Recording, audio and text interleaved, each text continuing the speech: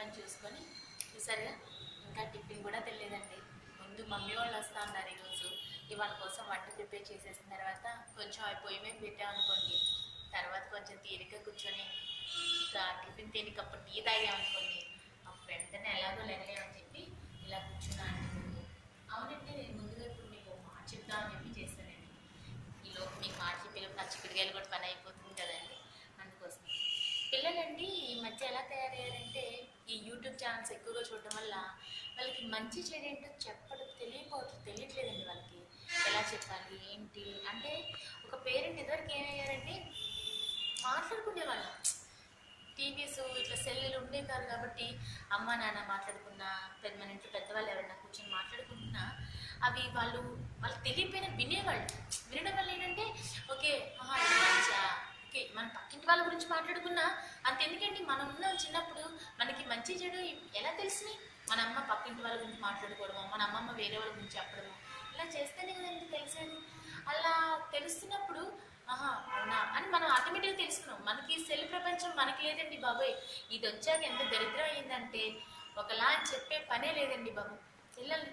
అంతెందుకండి మన ప్రియాంక రెడ్డి చూశాక నాకు 2 మగపిల్లలు. ఆడపిల్ల తల్లిని ఎలా భయపడతాను తెలియదు కదండి, మగపిల్లలకి నేనెంత భయపడుతున్నాను. ఒరే జాగ్రత్తగా ఉండండిరా, ఆడపిల్లల దగ్గర ఇలా ఉండండిరా అలా ఉండండిరా అని ఇప్పటి నుంచే వాళ్ళు రూల్స్ పెట్టాల్సి వస్తుంది.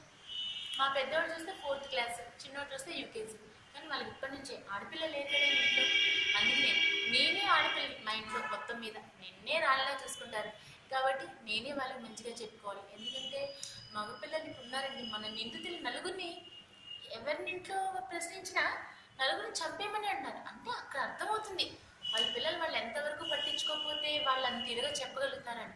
అదే ఒక తల్లి చెప్పగలరా అండి, నా కొడుకుని ఉరిశిక్ష వేసేసేయండి అని కానీ, లేదంటే నా కొడుకుని చంపేయండి కానీ. అంటే వాళ్ళు అలా పెంచలేదు కాబట్టి వాళ్ళు అంత ఈజీగా చెప్పగలుగుతున్నారు. అదే కనుక మనం కూడా మన పిల్లల్ని, మగపిల్లలు తల్లిదండ్రులు ప్రతి వాళ్ళకి చెప్తా అండి, ముందు వాళ్ళని ఎలా పెంచాలి ఏంటనేది మనం ఫస్ట్ నుంచే ఇచ్చుకుంటూ రావాలండి.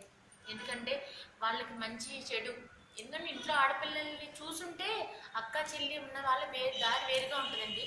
ఎందుకంటే వాళ్ళు ఏ మిస్టేక్ చేస్తున్నా ఏం చేస్తున్నా అయ్యో వాళ్ళు కూడా అంటారు, ఏంటో నీకు అక్క కానీ చెల్లి కానీ ఎవరు లేరా అని. అలాంటప్పుడు వాడు కొంచెం కాబట్టి కొంచెం ఆలోచించుకుంటాడు. అదే 2 మగపిల్లలే లేదంటే ముగ్గురు మగపిల్లలు ఉన్న వాళ్ళకి తెలియదు, తల్లే చెప్పుకోవాలండి. దయచేసి నేను చెప్పింది కనుక మీ అందరికీ నచ్చుంటే మీరు కూడా ఇలాగే చేయి.